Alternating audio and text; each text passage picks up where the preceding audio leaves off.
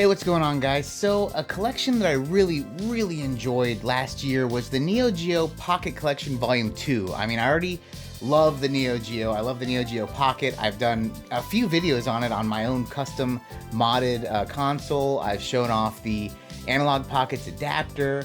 I obviously did videos for both NeoGeo Pocket Volume 1 Collector's Editions, the one from Limited Run Games and the one from Pix and Love. And today, I'm going to share the NeoGeo Pocket Collection Volume 2 from Limited Run Games. We're going to open this thing up, and in the past I actually did a video talking about some of the games because someone from SNK saw my videos and sent me a code when this came out. So I've already talked about the games in the past, but just to make it easier for you, I'm going to throw that in here as well. So without further ado, let's check out what you get in the NeoGeo Pocket Collection number 2 Collector's Edition for the Switch. Gosh, that's a lot. So I mentioned this last time when I opened up the Volume 1, but I'm going to do it again for Volume 2, and I'm actually making an assumption because I have not opened this yet, but the American version of these games did not get hard shock boxes. They got cardboard boxes that open like that, and I believe this is the way this is going to be because that's the way the first one was. But either way, let's take a look at this. We have a slipcover, which is going to be identical to the box, but just so you see, it has a shiny top. It's thin cardboard. NeoGeo Pocket Color Volume 2. On the back, it has a lot of the games that are on here. The thing that really stands out to me for this one is two games, really. The Mega Man Power Fighters, Power and Battle. This is a game that is really expensive. Even though it's Japanese only, if you want a copy of this game, it is expensive. So the fact that it's on here is awesome. And Biomotor Unitron, which is a really cool, like, RPG, but like you get parts and combine them like build fighters. But think of like Metabots. Like that's what that reminds me of, but just older. There's some other games on here that are really crazy, really cool actually. So, you know, we're gonna go through some of those. Like I said, I had a video and I'm just gonna splice that on the end. But back to the actual unboxing, it is like I thought. So it looks like this is identical, but this opens the way the American ones open. So it opens like a book. And yep, it's exactly what I thought. So on the inside pocket, what do we got here? The NeoGeo Pocket, am I right? Anywho, it's a poster. And let's see, this poster, it has this side, which is pretty cool. Has the Card Clash people. And on this side, it looks like it is widescreen. So very interesting. I'll fold this back up. You know, if I hung every single poster from every single collector's edition I got, I wouldn't need to paint my walls because it would just be wallpaper at this point. Anywho, the other items you get are a steelbook. So there's two versions of this. I believe there's two versions. I know there's two versions of the Pix and Love version. I don't know if there's two versions of Limited Run, but usually there'd be like an SNK version and a Capcom version. Maybe I'm wrong about that. But either way, here's the steelbook. Pretty cool. It has all the stuff from the cover, blue, and it has the games on the back. Here's the game, which we'll open in a second. And it looks like a nice little book here. This is cool. Complete retrospective of it's a complete survey of these 10 games. So, I mean, it's paperback, it's full color. It looks like it goes through all the games. Yeah, it starts out with information, dates, just a lot of information here. This is pretty cool. It shows the game, the box, characters, all sorts of stuff. I want to see. I'm not going to go through this whole thing because it's like 136 pages, but I do want to jump to Mega Man and the Power Fighters, 58. Let's go there. Woo. I got far enough. I went too far. Oh, lordy. 58. 50 great. Here we go, Mega Man Power Fighters. So it shows the game. A lot of information. I'm going to go back and read this. God, there's a lot of information on this one. And then, yeah, it shows the cartridge. So I have this. This is one that does come in a cardboard one. It does not have a shock box, which is kind of a bummer. But looks like they have just more stuff in here talking about the Power Fighters. Like, this is the arcade version. It's It's pretty cool that they kind of go into that detail. And then on to the next. I mean, there's a lot to see here. So this is a cool book. It's actually really nice. I'm gonna put this back, put the spacer back in, put the steel book back in. But let's see what's in the actual game itself. Now, it's been a while since I opened up Volume 1. So I'm interested to see if there was a book or not. I honestly don't remember. But we'll find out. And you know, it's the NTSC version. There is a little book. Look at that. So you got the cartridge, the blue on the inside, and a little bookie here. And it goes through all the games. Does it have like specific controls, or what does it have? It just really just little blurbs. There's not much to this book. Muscle-bound wrestlers, and then just when it's released. No controls, no nothing. But still, pretty neat. I mean, a little tiny book. This is that game that's kind of a King of the Fighters themed board game. Think like Mario Party. Biomotor Unitron, tennis, Card Fighters Clash. That was a really popular one. I never really got into it. Power Battle. Oh, look, it says like American and Japanese release. So like that's why you can see, you know, Mega Man only released in Japan. That's cool though. So that's everything you get. Like I said, without further ado, I'm going to show you some of the games and stuff that I played. A little video on that. And we'll go from there. So, if you watched my last review, you'll know that a lot of the features between Volume 1 and Volume 2 are the same. That being said, like, mainly you can open up the case itself, see the clamshell case, open it up and see the game inside of the plastic holder, open that up and see the cartridge itself and flip it around, which is pretty cool. They have the manuals, and you can flip through the manuals and read them up, how to see how to play. You can check them out on the main screen or in the screen in the middle of the actual game itself, if you need kind of a refresher while you're playing. A really cool thing, though, is some of these games are Japan only, and they have translated the manuals, so you can actually know what the heck you're doing, or at least navigate yourself through, because it will be a little challenging to play some of these games without it being in English. When you're in the game itself, of course, you can go through and have the rewind feature, which is great. You can only rewind a little bit, but, you know, I'm sure if you're going to rewind, you're probably doing it immediately. Like I said, they have the manual in there, and also they have the different, just like the first one, the different kind of NeoGeos. In fact, every single NeoGeo Pocket Color you could have bought, you could use that as a border or have no border. You can also put on the kind of pixelated scan lines or not. So really cool features, but you know, hey, let's go ahead and just jump into these games. So the first game on here is Baseball Stars, and I'm not gonna lie, I was absolutely horrible at this game. I tried my best, right?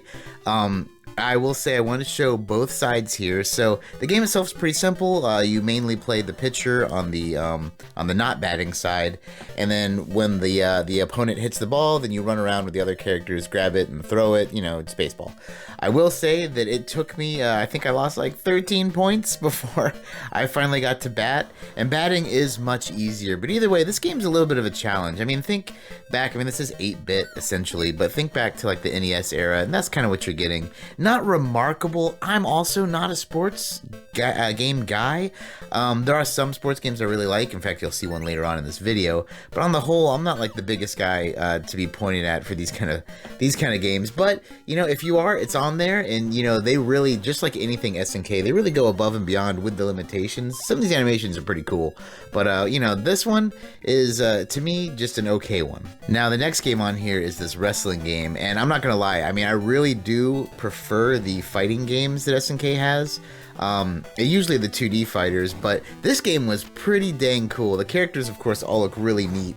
But you know, the NeoGeo Pocket Color is a 2-button device, so essentially you have grab and you have punch, and you know, you can kind of do a little bit more by utilizing the D-pad or the joystick in this case, to kind of, you know, fill out some more moves for these characters.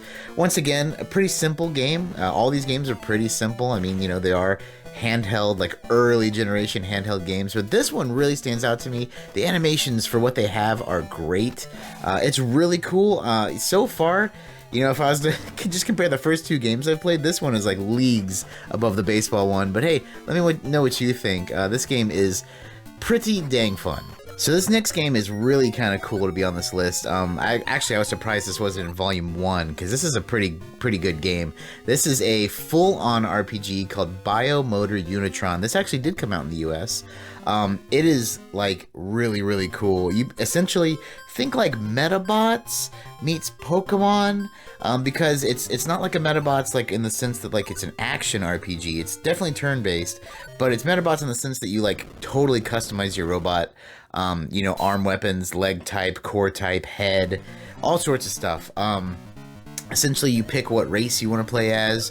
You go through the town. The menuing system kind of reminds me of maybe Monster Rancher or something like that, because you don't really go around as far as like walking around town. It's all menu based. But then you go to the arena and fight, and it is really cool. I mean, your robots, you know, all of their animations are, you know, basically like slashes and punches, kind of like Pokemon, but your sprite is based on the weapons and stuff that you have equipped.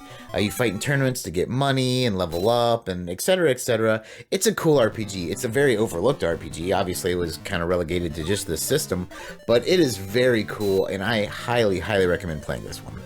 Okay, so this game was definitely a Japanese exclusive, Ganbare Neo Poke-kun. I don't know what you do in this game. I should probably read the manual a little better, but from just what I have slightly figured out, it's kind of like Tamagotchi in the sense like you don't actually play, you just kind of watch this guy. And every time I press a button, something crazy happens. Like some guy walks in and does all sorts of crazy stuff or whatever. I know every single time you press the A button, the ceiling light turns into an alarm and your guy runs and smashes into the wall. The other thing I know is every time that happens, it brings you to a different menu, and the more different things I have seen, the higher these little percentages go. The higher the percentages go, once they go to 100%, you unlock weird mini games like, you know, I don't know, this weird thing where you're flying an H around, or, you know, like Arkanoid. It's a very strange game, very interesting. It's probably funnier if you understand Japanese. On the whole, pretty odd duck. Probably skippable, but hey, it's on here, and you know, that's kind of neat in and of itself. So King of Fighters Battle Paradise is like Mario Party. In fact, it just is Mario Party. I will say that this is another Japanese game, and it is half and half as far as like, is it very playable in English? I say half and half because the first mini game I came across, very self-explanatory. Basically, it's like you versus the other player, and you know, targets pop out of these bushes, you blast them. Whoever blasts the most in the time limit wins. The other one I had, though, it seemed to be asking questions specific about the characters that were popping on screen. And because of that, I obviously didn't stand a chance because I don't read Japanese. So I don't know how many games depend on you knowing Japanese or not, but there are some. And on those, unless you're lucky, you're going to lose. So once again, I don't know if I can really recommend this one to play. It is cool. I mean, it's Mario Party, essentially, with SNK characters, but I mean, the fact that some of the games really rely on you being able to read Japanese kind of puts a real damper on it. Now, this is a game I am so glad is on here because it is very expensive. It is very expensive, trust me. It is just like a great game, though. If you've ever played the original Mega Man: The Power Fighters 1 and 2 are arcade games. These are kind of a handheld port.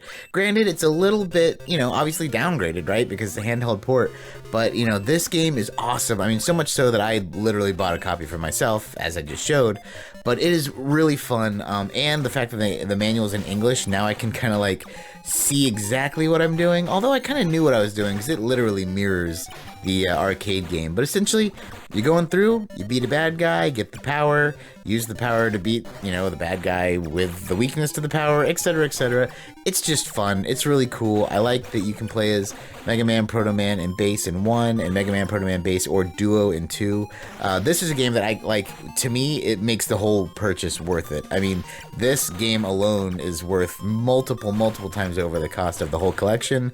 And if you're a Mega Man fan or a NeoGeo fan, I mean, this is a no-brainer. Okay, so then we got soccer, and I'm not gonna lie, this is another sports game that I was not good at. I do think that the screen being so small does not help it that much. They do make up for that with like having arrows kind of showing where you have people off screen, so you know, kind of aim for the arrow if you're trying to pass to yourself. But in general, I don't know. I mean, once again, I'm not the biggest sports game guy, but this one is kind of egregious in the sense that you're stuck with such a small screen. But you have to, because I mean, like, if you made it bigger, the sprites would have to be smaller and it would look worse. I don't know, this is a pass for me, but if you're into soccer games and maybe you have nostalgia for this one, you know, check it out, but it's definitely just a pass for me. Now, earlier when I said that there was a sports game I really did like on here, it is this one. It is tennis. I don't know, maybe I'm a huge Mario Tennis fan. I like tennis a lot, honestly, in real life. I really like this game, though. It plays really good. I mean, all these games play really good. I cannot emphasize how much just NeoGeo, SNK in general, like, they really knock it out of the park when it comes to their games and the game feel, and this is no different. This is a really great tennis game. I enjoyed the heck out of it. I mean, it's really, really fun. It's so cool how they can get away with so much with 2 buttons, but hey, you know, you be the judge on this one. I highly recommend playing this one. If there's one sports game on this collection to play, definitely play tennis. So I have seen this game many times. I've never actually checked it out. It's called Puzzle Link. I do think, I guess there's an English version because I have seen it before. I didn't know what it was about, and when I saw it, when I started playing it, I thought it was kind of be like Bubble Bobble, which is like, you know, an SNK game, or Bust a Move, which is like an SNK game. But it is not, and I really like it. I don't know how to explain it. It's cool. You kind of make these paths that connect the different colors, and when they're connected, they all blow away. And then you can kind of, each button on the face pad switch to a different color, so you can get rid of blue, get rid of red, in this case. You can also play against other people. I'm just doing endless right now, but I had a great time playing this game. This is a cool puzzle game, one that I will definitely go back and revisit, but yeah, I really recommend this one. This game is just really, overall fun. Now, this is another really cool game, and I'm half and half on games like these. They had a card battle game for Monster Rancher I really loved on the Game Boy Color, but this is the Capcom VS SNK card battle game. It is really cool. The rules are very easy to grasp. I mean, in fact, I didn't even look at the rules. I just kind of jumped in just to try it. This is a game that I don't personally own. I've seen it here and there. It's usually not too expensive. But, you know, I was never really sure. But now I got to play it, and wow, it's great. I mean, they have ability cards. They have, you know, basically cards for different characters. It plays similar to, I never really got into Yu-Gi-Oh, but I know in Yu-Gi-Oh the whole thing is whittle down your enemy to fight their actual opponent's life points. That's how this works. You set down your characters, and once they have no way to defend or whatever, you go and kind of go straight for their life points. And it's cool because different character cards have different abilities where you can maybe stack them up and both attack at the same time, or all sorts of stuff. Overall, this one is really cool. I mean, like, this is another one that's really kind of worth the price of admission, which really kind of rounds out the whole collection. Out of the 10 games, personally, I mean, there's like more than half of them I would really say are worth a good play. A couple more maybe worth checking out, and a couple more that aren't that great. But I think on the whole, it's really cool. I really like the first collection for the fighting games, obviously, but this one did not let down at all. I mean, there's some really cool stuff in here, some really rare stuff in here, and just, you know, you're gonna have a good time for sure. So hey, that's gonna do it for me today, guys. Let me know what you guys think down below. I am a huge fan of the NeoGeo Pocket Color. I think it needs more love, and I'm glad that both of these came out. Personally, I'm hoping for a 3 at some point that would have Sonic Pocket Adventure, but let me know what you guys think down below. Like I said, did you guys get this or what? Hopefully soon, I don't know when, but I should be getting the Collector's Edition from Pix and Love, which, if you watched my Collection 1 videos, both of them, I liked that one more because it came with a really dope shock box. But let me know what you guys think down below, and I'm looking forward to reading your thoughts. Hey, that's gonna do it for me, guys. Once again, thank you so much for watching. Thank you so much for subscribing. If you haven't, please do. But as always, my friends, take it easy.